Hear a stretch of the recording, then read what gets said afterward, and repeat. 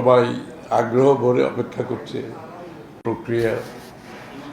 এটা নিয়ে দীর্ঘ আলোচনা হয়েছে এবং ওরা ইউরোপিয়ান ইউনিয়ন থেকে ওনাদের অবজারভার পাঠাবেন।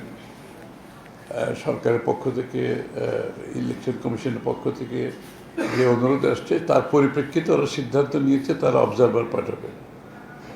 এবং বাংলাদেশের এমনিতে ইলেকট্রাল প্রসেসের মধ্যে ইউর একটা সবসময় একটা কন্ট্রিবিউশন থাকে, সেটা এবারও আছে এবং তারা আগ্রহ করে অপেক্ষা করছে ইলেকশনটা সুষ্ঠুভাবে সম্পাদন যাতে হয় এবং ইলেকট্রাল প্রসেসের মধ্যে যাতে স্বচ্ছতা থাকে, গ্রহণযোগ্যতা থাকে, তারা আশা করছে সেটা হবে। আর বাংলাদেশ ইউর অর্থনৈতিক সম্পর্ক তো অনেক পুরনো, যে আজকে আমাদের বাংলাদেশের রেডিমেড গার্মেন্টস যে জায়গায় এসছে সেটা কিন্তু ইউর এই যে market access, duty free market অ্যাক্সেসের কারণে এসছে।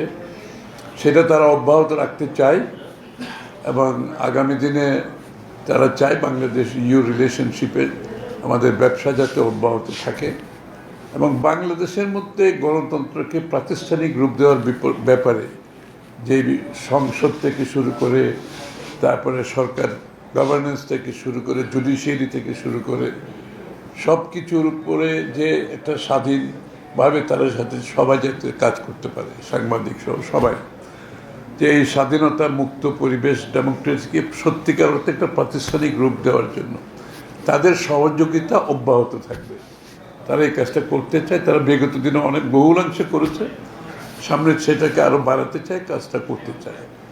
অবশ্যই এটাতে আমরা স্বাগত জানিয়েছি এবং বাংলাদেশের গণতন্ত্র যদি অব্যাহত রাখতে হয় আমাকে প্রাতিষ্ঠানিক রূপ দিতে হবে এবং এই গণতন্ত্রের যে বিষয়গুলো নিয়ে গণতন্ত্র কাজ করে সেগুলোকে আমরা প্রাতিষ্ঠানিক রূপ দিতে হবে, যে প্রতিষ্ঠানগুলো সেগুলোকে প্রাতিষ্ঠানিক রূপ দিতে হবে। গণতান্ত্রিক কালচারটা, সংস্কৃতিটা আমরা ফিরিয়ে আনতে হবে। যে ভ্যালিউসগুলো নষ্ট হয়ে গেছে সেটাকেও ফিরিয়ে আনার ব্যাপারে আমরা আলোচনা করেছি। কারণ গণতন্ত্র তো ভ্যালু সিস্টেমের সাথে কাজ করে, গণতন্ত্র মানুষের মুক্ত চিন্তার সাথে কাজ করে, গণতন্ত্র প্রতিষ্ঠানগুলো স্বাধীনভাবে পরিচালনার মাধ্যমে কাজ করে। সেই বিষয়গুলো আমরা আলোচনা এসেছি। হ্যাঁ, পার্লামেন্টকে তারা আরও শক্তিশালী করতে চায়। অবশ্যই শক্তিশালী গণতন্ত্র কাজ করবে যদি একটা শক্তিশালী পার্লামেন্ট থাকে। সেই জন্য তারা পার্লামেন্টকে শক্তিশালী করার জন্য, পার্লামেন্টের কার্যক্রমকে আরও বেশি অধিকতর কার্যকর করার জন্য যে কাজগুলো তারা সেখানে সহযোগিতা করতে চায়। হ্যাঁ, বিতর্ক তো কথা হচ্ছে সবশেষে হচ্ছে সবাই তো চাচ্ছে একটা স্বচ্ছ গ্রহণযোগ্য নির্বাচন। নিশ্চয়ই সেটা তো আলোচনা হয়েছে এবং দিনের শেষে আমাদের আরপিওগুলো যেগুলো আছে এগুলো যেগুলো বিতর্কিত বিগত আমলে ছিল এগুলো তো পরিবর্তন হচ্ছে, এটা কার্যক্রম চলছে। নির্বাচন কমিশনকে যে বিষয়টা গুরুত্বের সাথে আলোচনা হয়েছে, যে নির্বাচন যেহেতু এখন আমাদের সামনে চলে আসছে, সুতরাং আমরা 3 মাসের জন্য অপেক্ষা না করে 3 মাসের আগে সমস্ত দায়িত্ব নির্বাচন কমিশনের নিয়ন্ত্রণে যেটা থাকে সেটাকে আমরা যে আলোচনা এসছে সেটা এখন থেকে হওয়া উচিত।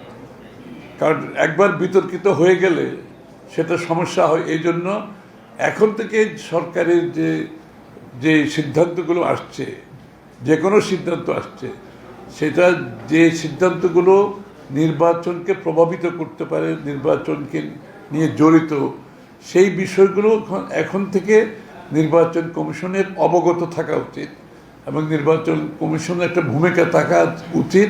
এই বিষয়টা আলোচনা হয়েছে। এখানে তো নালিশের ব্যাপার না, বাংলাদেশে কি হবে সেটা বাংলাদেশের জনগণের কাছে নিয়ে যেতে হবে। আমি এটা নিয়ে আর কোনো রাজনৈতিক দলকে কোনো দেশের মানুষ দায়িত্ব দেয় নাই কোনটা হবে কোনটা হবে না। আপনি জনগণের কাছে যান, আপনার যদি কোনো ম্যান্ডেট নেওয়ার থাকে আগামী নির্বাচনে অংশগ্রহণ করেন, জনগণের কাছে যান, জনগণ সিদ্ধান্ত দেবে। এগুলো নিয়ে তো এখানে তো কোনো কূটনীতিকের সিদ্ধান্ত না, কোনো রাজনৈতিক দলেরও সিদ্ধান্ত না, এই সিদ্ধান্ত জনগণের। আপনি যদি গণতন্ত্রে বিশ্বাস করেন জনগণের কাছে যান, জনগণের ম্যান্ডেট নিয়ে আপনার যা ইচ্ছে সেটা পান।